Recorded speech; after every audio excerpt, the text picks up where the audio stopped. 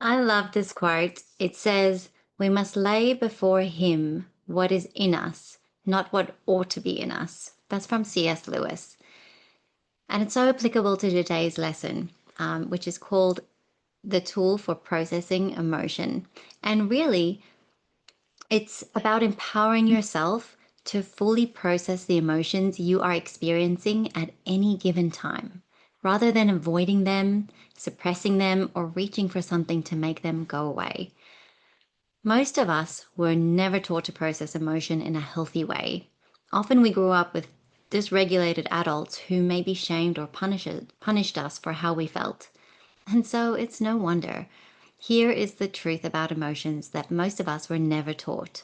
Our human tendency when it comes to difficult emotions is to push them away, to bury them, to pretend they're not happening, to stay busy, stay distracted, or stay numb. And for many of us, alcohol became the most efficient tool we had for doing exactly that.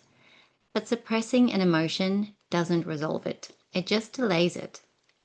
The emotion goes underground and waits, and often it becomes louder and heavier than it would have been if we had simply allowed ourselves to feel it in the first place. What we resist persists. The moment of acceptance is the moment of transformation. Not fighting the emotion, not performing our way through it, not numbing it, accepting it. So, 5 steps as a framework for guiding you through this is step one, identify and name the emotion. First, when you're having an emotional reaction, breathe. Start by acknowledging that there is an emotion present and work to identify what it actually is.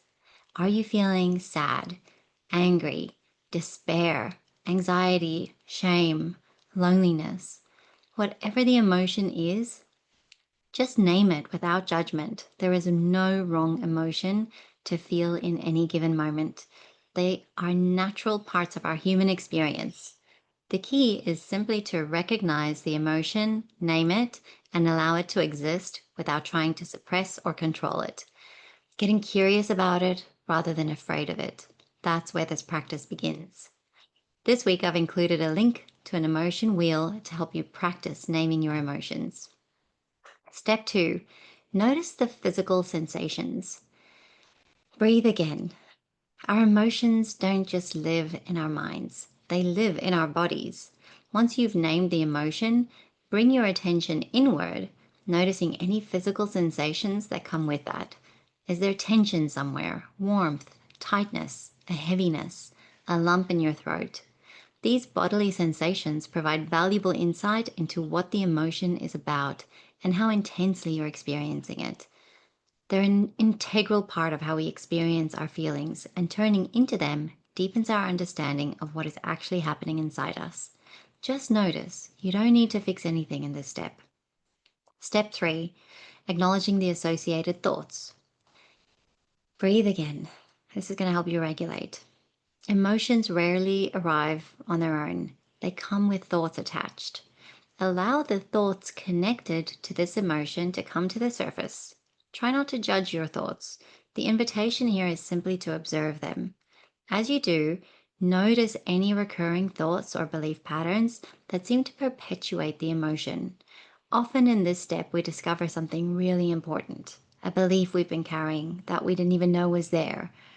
And that discovery alone can begin to shift things. Step four, meet your needs with self-compassion. Breathe again. Put your hand on your heart or on your belly and name any underlying needs that are being expressed through the thoughts and feelings. Then name any action you see to take out of connecting to your needs, whether it's telling someone how you feel, expressing the need for help, letting yourself rest. Then accept the feeling fully without suppressing it. Let it be there fully. Cry if you need to. Hold yourself with compassion. Remind yourself that feeling a wide range of emotions is a fundamental part of being human. Show yourself the same gentleness and understanding that you would extend to a close friend going through something similar. Step five, reflect, integrate, and practice. After you've moved through the emotion, take a moment to reflect. Observe any shifts in your emotional state. Notice what has changed, even if it's subtle. Recognize that by processing this emotion rather than numbing it, you have actively contributed to your own well being. Allow yourself to integrate the emotion by accepting it as part of your experience and making it a regular practice, not just for big moments, but as an ongoing orientation towards your inner life. Because our emotions are always for us and never against us. They are information, they are signals, they are invitations.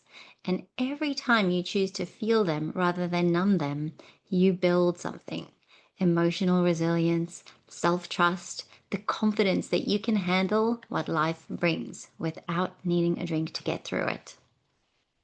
Psalm 34, verse 18 says, "The Lord is close to the brokenhearted and saves those who are crushed in spirit." He does not ask us to pretend we're not brokenhearted.